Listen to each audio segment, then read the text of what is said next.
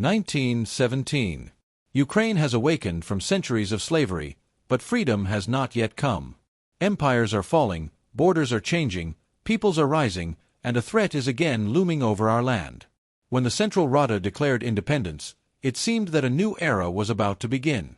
But foreigners invaded Ukraine, first the Russian Bolsheviks, then the White Guards, Germans, Poles. In this storm of history, a unique phenomenon arises: the Kholodny Yar Republic.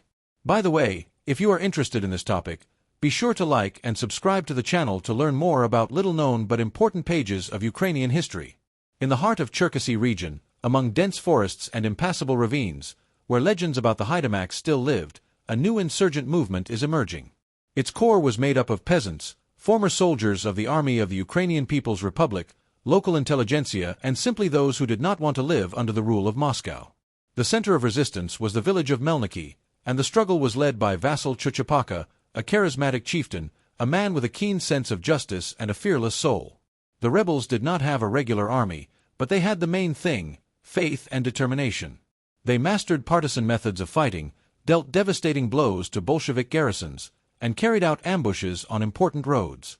Every shot in these forests reminded the enemy, there will be no peace for the invaders here. The enemy repeatedly launched large punitive expeditions against the people of Holodomor. The Bolsheviks sent troops, shot hostages, burned villages, but none of these methods could break the will to fight.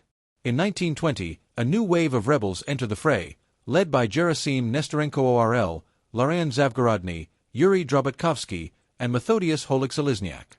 They fought not only with swords and bullets, but also with words. In Kholodny Yar, they printed leaflets calling on Ukrainians to resist. The rebels turned the forests into a real impregnable fortress.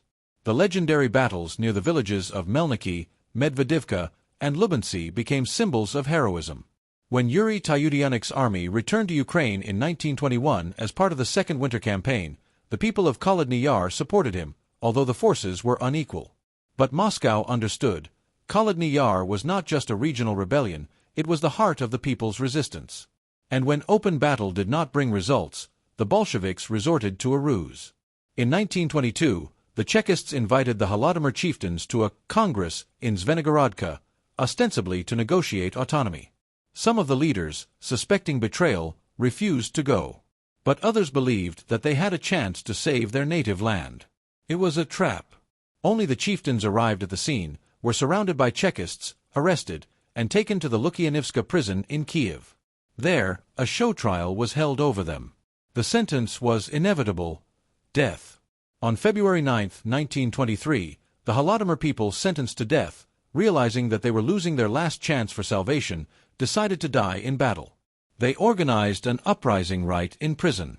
A smuggled revolver, secretly handed over, became their last hope. Shots rang out, grenades exploded. But the forces were unequal. Everyone was killed. The uprising was suppressed, but its spirit could not be killed. Even when the last Kholodny Yar ataman lay in the damp earth, his idea lived on. The Soviet authorities tried for decades to erase the memory of this movement. The forests of Kholodny Yar were surrounded by legends, documents were classified, and the descendants of the rebels were persecuted. But the truth grew through the concrete of repression.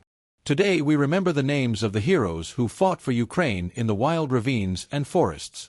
Their slogan, "The will of Ukraine or death," became not just a cry of despair, but a symbol of invincibility. Kholodny Yar has not faded away. It lives in everyone who fights for the freedom of their land. And as long as this spirit lives, no enemy will defeat Ukraine. If you liked this story, be sure to leave a comment. What do you think about the struggle of the Holodomorians? Your opinion is important to us.